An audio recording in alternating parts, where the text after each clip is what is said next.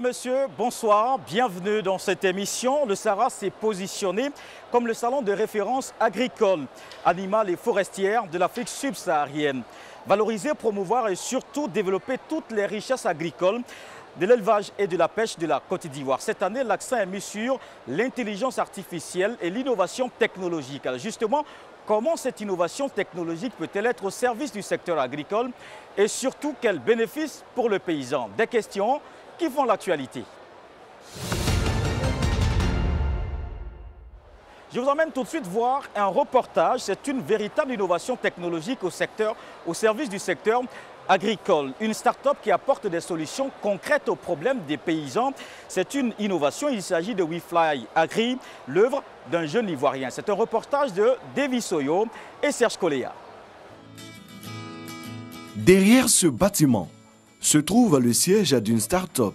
Ici sont réunis des jeunes qui réfléchissent et pensent innovation agricole. L'idée pour les responsables est de faciliter le travail des agriculteurs, mettre le numérique au service de l'agriculture à travers des outils technologiques de dernière génération, rendre ces plantations plus rentables en leur donnant une meilleure visibilité grâce aux nouvelles technologies de l'information et de la communication. L'idée séduit. À quelques kilomètres d'Abidjan, précisément à Songon, cette approche moderne de l'agriculture est mise en œuvre par des responsables de plantation. Justin est directeur de plantation dans une société de la place. Cet après-midi, il fait le point des récoltes avec ses collaborateurs avant de se rendre dans ses champs de VA. Cette activité, il la pratique de moins en moins depuis qu'il associe la technologie à la gestion des plantations. Sceptique au départ, l'utilisation des drones apparaît aujourd'hui comme du pain béni pour ce chef d'entreprise.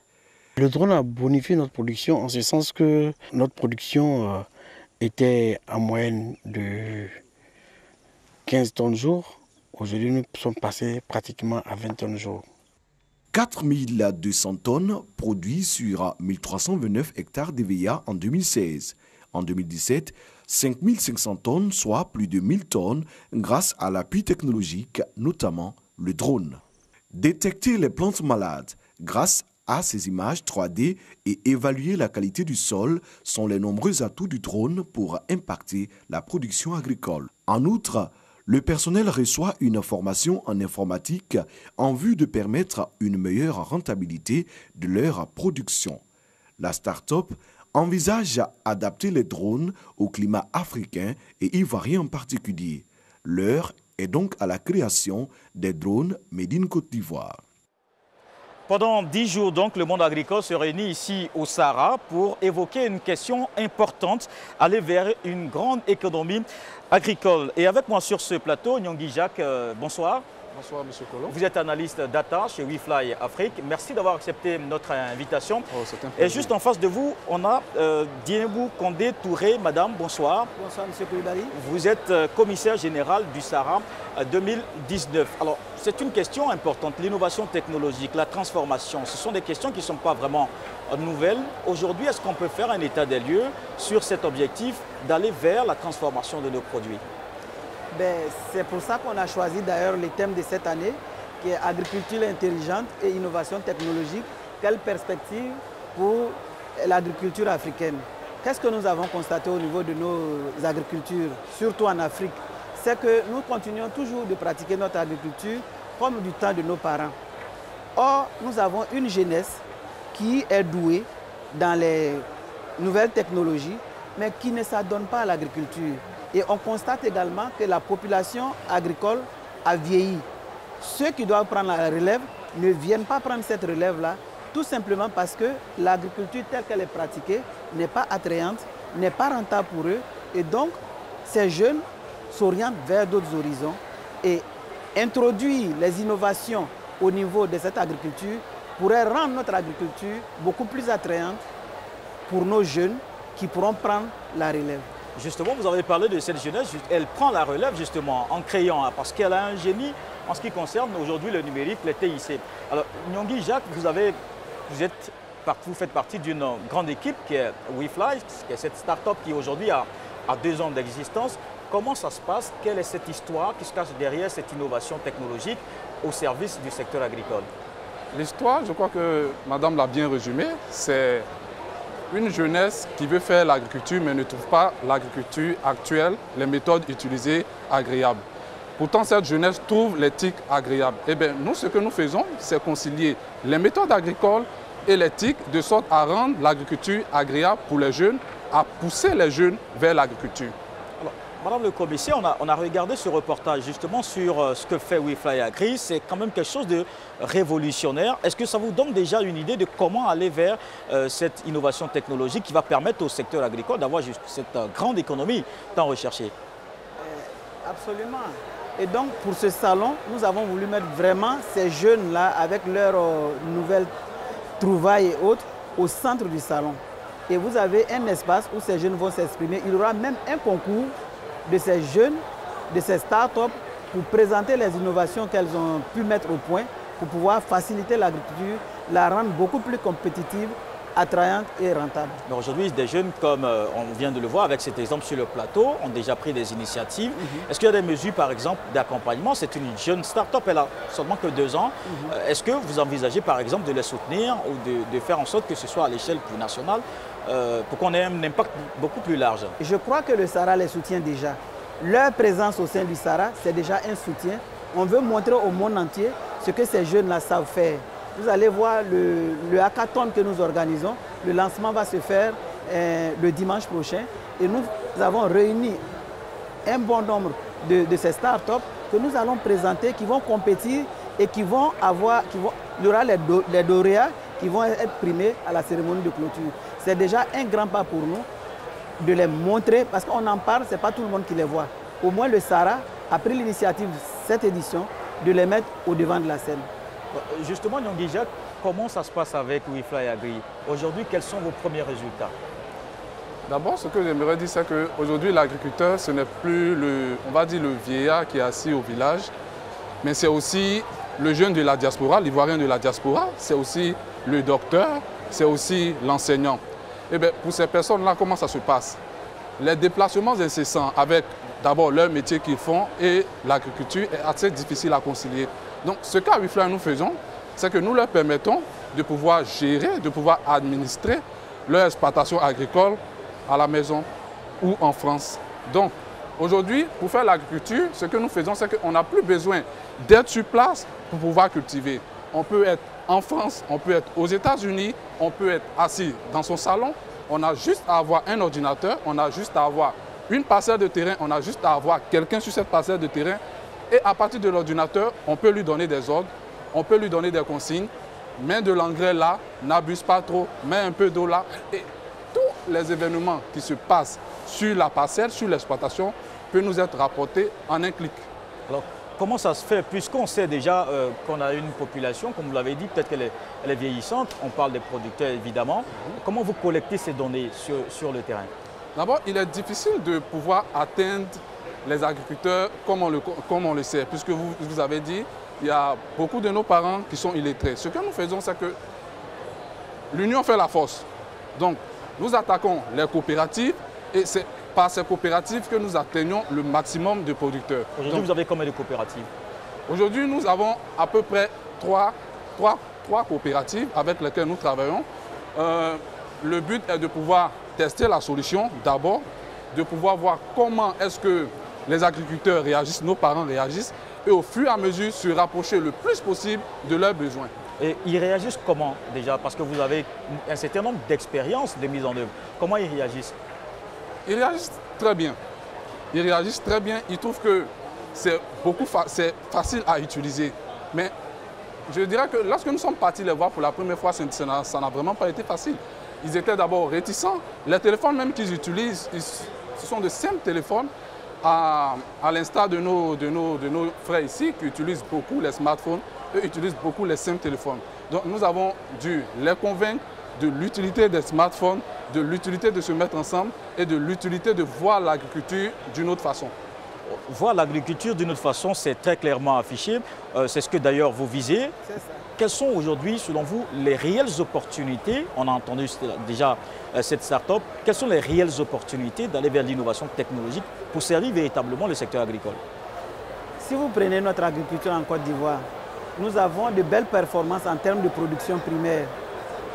Notre grand défi aujourd'hui, c'est comment transformer ces produits, ajouter de la valeur pour que nos parents puissent gagner. Et donc, il y a plusieurs opportunités qui se présentent à nous au niveau des différents maillons de la chaîne. La modernisation de cette agriculture-là, les différents maillons de la chaîne peuvent être modernisés et ajouter de la valeur pour le bonheur de nos paysans. Donc, plusieurs opportunités au niveau du transport, au niveau de la transformation, au niveau de la commercialisation, même au niveau de la production où nous avons quand même de meilleures performances. D'accord, on va en reparler. Alors aujourd'hui, avec votre start-up que vous avez développée, c'est évident, vous avez parlé des résultats. Quelles sont par exemple les zones que vous avez déjà touchées en Côte d'Ivoire et les acteurs clés? L'ouest de la Côte d'Ivoire, on va dire le centre. Bientôt, nous allons aller au nord avec une coopérative de maïs qui a toujours, nous sommes toujours dans qui a à peu près 40 000 membres. Mais aujourd'hui, nous, notre but, c'est de pouvoir dire, vous n'êtes plus dans l'à peu près, vous avez tel nombre de membres. Voilà. Alors, cette innovation technologique, forcément, elle a un coût. Quel est justement ce coût de mise en œuvre ou alors comment on soutient ces producteurs? C'est forcément moyennant quelque chose. Est-ce que c'est supportable? Oui, c'est supportable. D'abord, je prends le premier cas, le cas de l'agriculteur du dimanche, comme on a le malin plaisir de l'appeler. Vous savez, prenons notre ami, notre frère ivoirien qui est en France, qui veut avoir une parcelle en Côte d'Ivoire, ici en Côte d'Ivoire. Il a une parcelle, il se dote d'une parcelle, il met les moyens pour pouvoir cultiver quelque chose sur cette parcelle. Eh bien, il va quitter en France, venir en Côte d'Ivoire, se trouver un hôtel, trouver un logement, aller sur cette parcelle. Notre solution est beaucoup moins chère et beaucoup plus avantageuse. Il est en France, il voit sa parcelle, il n'a plus besoin de se déplacer. Pour notre tonton, notre papa qui est au village, vous savez aujourd'hui, nos parents n'ont pas les moyens de se doter d'agronomes tout le temps. Et pourtant, il y a des méthodes simples, par exemple, pour connaître ne serait-ce que la structure du sol.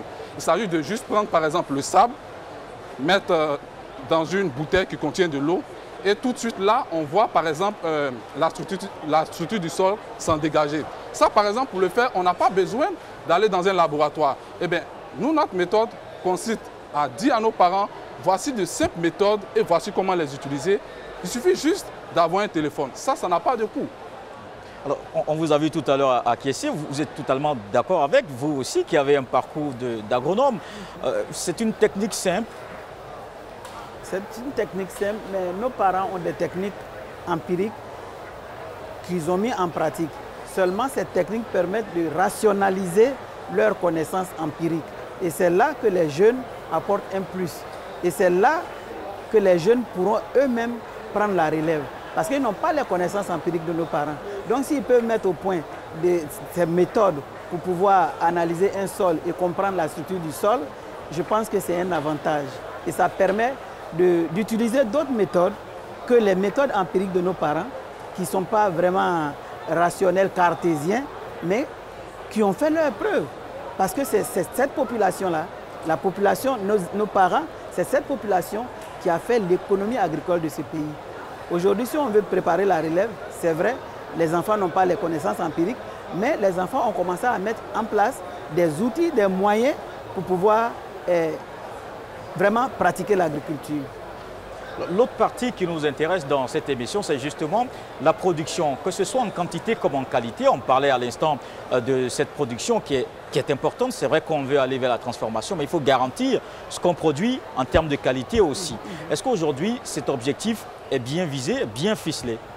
Je crois que nous sommes très conscients que pour aller sur le marché international, il faut produire qualité.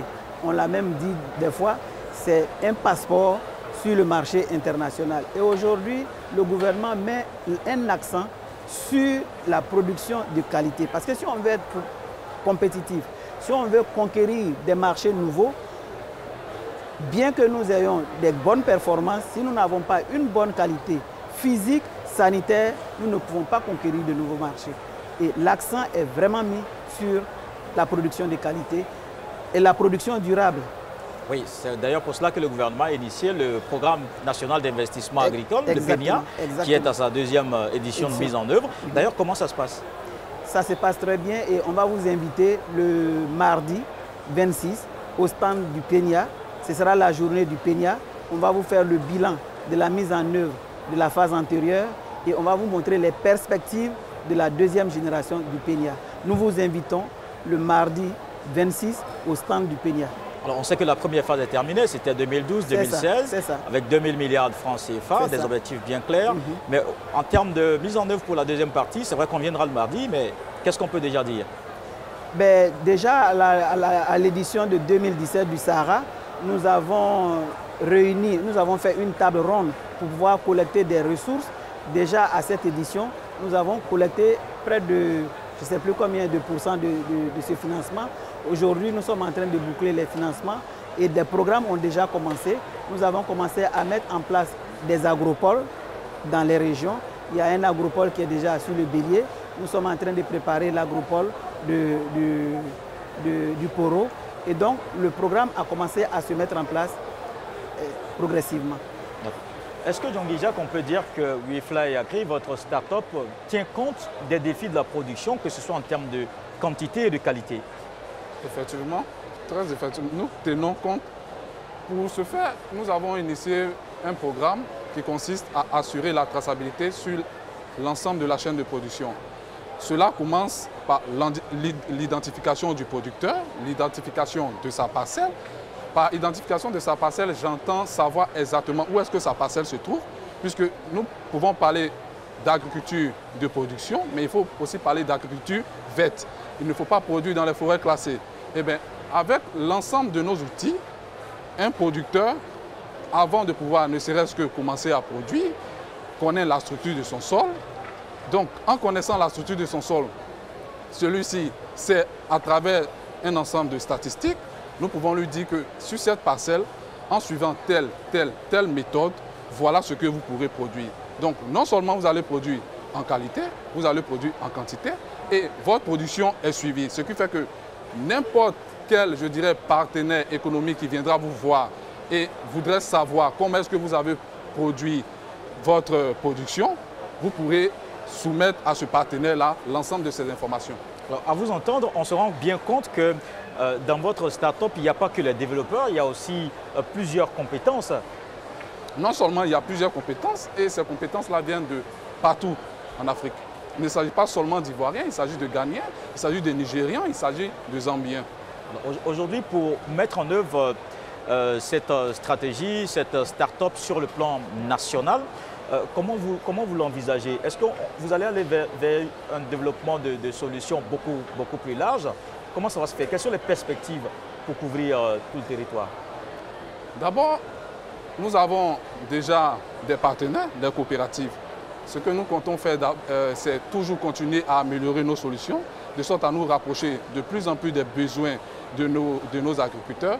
Et ensuite, après cette étape, il s'agit de pouvoir apporter aux agriculteurs des financements. C'est surtout ça. D'abord, les financements. Notre cas, nous savons que pour se développer, pour développer une start-up, il faut quand même pouvoir attirer assez de partenaires. Pour attirer assez de partenaires, il faut pouvoir consolider ceux qui sont là. Donc, d'abord, on ne va pas parler de perspective de WeFly Agri. On va parler de perspective de WeFly Agri, mais en termes de satisfaction des producteurs.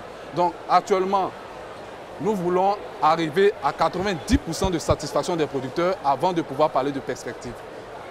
Madame le commissaire général du Sahara, on voit bien que pour aller vers cette transformation, pour inviter ce secteur donc, de l'innovation technologique dans l'agriculture, est-ce qu'il finalement, est-ce qu'il ne faut pas aller pas à pas? Je suis tellement d'accord avec vous. Dans toute chose, il ne faut pas sauter des étapes. Si vous sautez des étapes, votre chute sera vertigineuse. Nous allons pas à pas et sûrement. Et vous commencez par quoi déjà?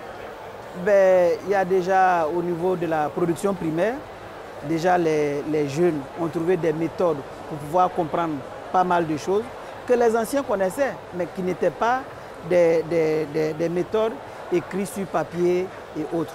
Donc les jeunes ont déjà pris le devant et les jeunes ont commencé à mettre en place des outils pour comprendre certaines choses au niveau de l'agriculture, et ça c'est à encourager.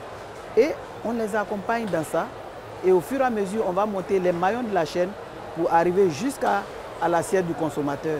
Parce que la production au niveau de l'agriculture, c'est depuis le champ jusqu'à dans l'assiette du consommateur. Donc tous les maillons, on va les balayer au fur et à mesure pour que nous puissions mettre dans l'assiette du consommateur un produit de qualité, un produit sain. D'accord. Alors, vous avez parlé de hackathon. Il y a eu, je crois, un hackathon à l'édition dernière, en 2017. Après le hackathon, justement, quelle est la suite? On a récompensé les meilleurs. C'est quoi la suite de mise en œuvre de ces technologies? Puisqu'on vise la transformation via ces technologies, c'est quoi la suite? On avait fait un concours des innovations. Le premier hackathon se passe au niveau de cette 5e édition. Et le concours sur les innovations qui avait été fait en 2015, on a repris ces mêmes innovations et les lauréats vont être imprimés à la cérémonie de clôture. C'est cette édition que nous organisons un hackathon. Et nous espérons qu'à la fin du Sahara, que les innovations qui ont pu être mises au point seront véritablement utilisées par nos parents producteurs, par nos jeunes pour lesquels nous faisons beaucoup d'efforts pour que ces jeunes-là puissent prendre l'amour, le goût de l'agriculture. Justement, est-ce que vous avez déjà ouvert, on peut dire, ces perspectives? Est-ce que vous avez déjà identifié ces différents acteurs, les différents partenaires, des lauréats que vous aurez à récompenser cette année, pour que ça aille beaucoup plus vite? Au niveau du concours des innovations qu'on a l'habitude de faire, les lauréats sont déjà connus. Je ne vais pas les dévoiler maintenant. Nous allons organiser le hackathon. Le lancement, ce sera le dimanche par Monsieur le ministre des Eaux et Forêts. Le dimanche, de 10h à midi, nous allons lancer ce concours-là. Nous allons donner un thème aux startups et nous allons leur demander de plancher sur ce thème-là pendant des jours. Et la phase finale va se dérouler le vendredi 29 novembre et les lauréats seront connus et ces lauréats seront primés à la cérémonie de clôture. Et c'est ce que nous venons de dire tout à l'heure. Nous souhaitons que les résultats qui seront issus de ces concours-là puissent véritablement être utilisés dans l'agriculture. La Côte d'Ivoire, cette année, évidemment, c'est la France qui est invitée. C'est un pays qui a une riche et une grande expérience en matière d'économie agricole sur le continent européen. Et vous l'avez invité cette année. Quel sera justement cet apport ou ce partenariat? Cette inspiration va se baser sur quoi concrètement pour le paysan? Le simple fait que le petit producteur de Yaosédougou puisse se frotter aux grands producteurs du pays de la Loire, c'est déjà pas mal. Parce que nous faisons venir les producteurs du fin fond de la Côte d'Ivoire et nous avons des producteurs des régions de France qui sont avec nous. Et il y aura des échanges, il y aura des partenariats qui vont être tissés. Et la France est venue avec pas mal de choses à montrer sur son pavillon et nos producteurs pourront voir ce que ce grand pays fait en matière agricole. C'est comme ça qu'on apprend au fur et à mesure et qu'on puisse avancer. Justement, puisqu'on parle là de l'expérience ou de ce que gagne le paysan, l'expérience des femmes du village de Mondoukou à Grand-Bassam est d'ailleurs édifiante. Elles travaillent la coque des noix de coco. On regarde. Nous sommes dans les zones où il n'y a pas de forêt. Ce qui nous entoure, c'est les cocos. Or, avec le coco, c'est là que nous faisons tout. On a eu une idée de pouvoir créer nous-mêmes nos propres charbons avec les noix de coco. Une fois qu'on a séparé la noix de la coque, au lieu de jeter, on prend et puis nous brûlons pour pouvoir faire du charbon de coco. Le charbon de coco est très bon. Je peux dire même que très très bon. Parce que le charbon de coco ne fait pas de cendre.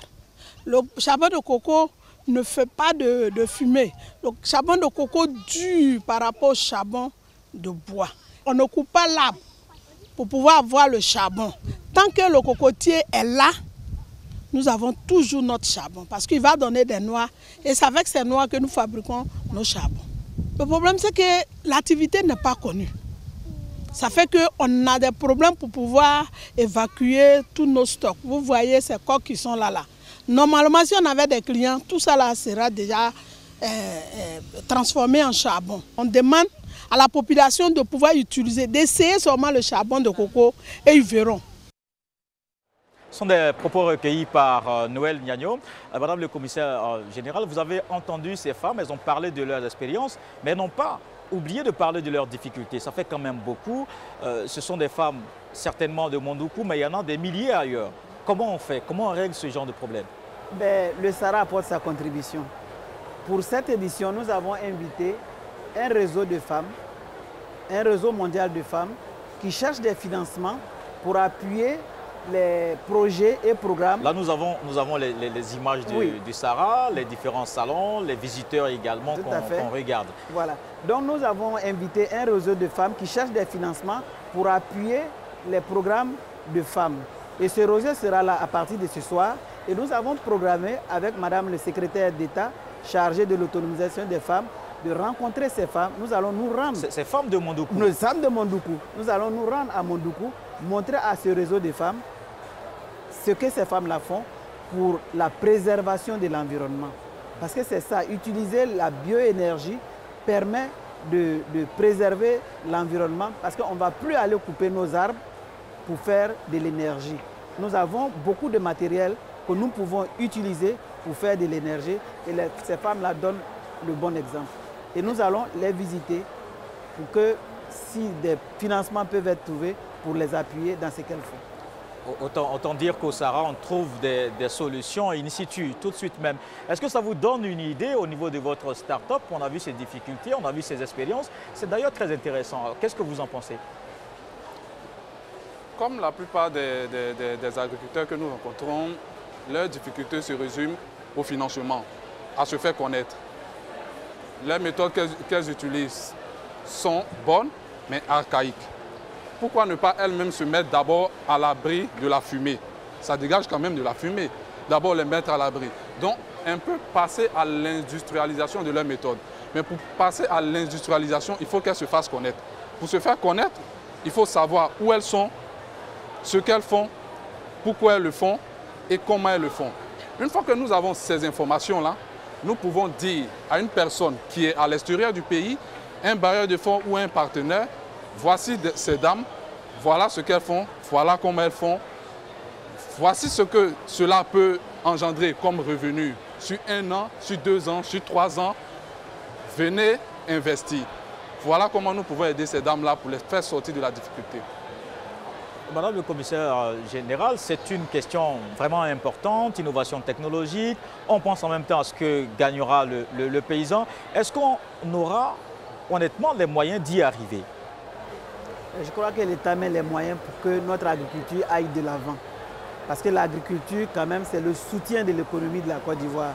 On le dit sous plusieurs formes. Et aujourd'hui, avec le programme national d'investissement agricole, il y a beaucoup de moyens qui sont mis en place, certes avec le privé, mais également avec l'État de Côte d'Ivoire pour que des solutions soient trouvées à tous les problèmes au niveau de la chaîne des valeurs, au niveau du secteur agricole. Je pense qu'on a fait le tour de la question. Je finirai par vous remercier, Madame Djenebou Kondé-Touré, commissaire générale du SARA. Merci d'avoir accepté notre invitation. Je remercie également Nyongui Jacques, qui est analyste data à une start-up qui fait la promotion de l'innovation technologique au service du secteur agricole. Et ce qu'on peut dire, c'est que justement l'innovation technologique est en marche, des start-up qui naissent, qui adressent clairement la question au service du secteur agricole. Mais il faut aller encore plus loin. Une question principale des objectifs des 50% de transformation de nos matières premières. Cette question a fait l'actualité. Merci de l'avoir suivi. À très vite.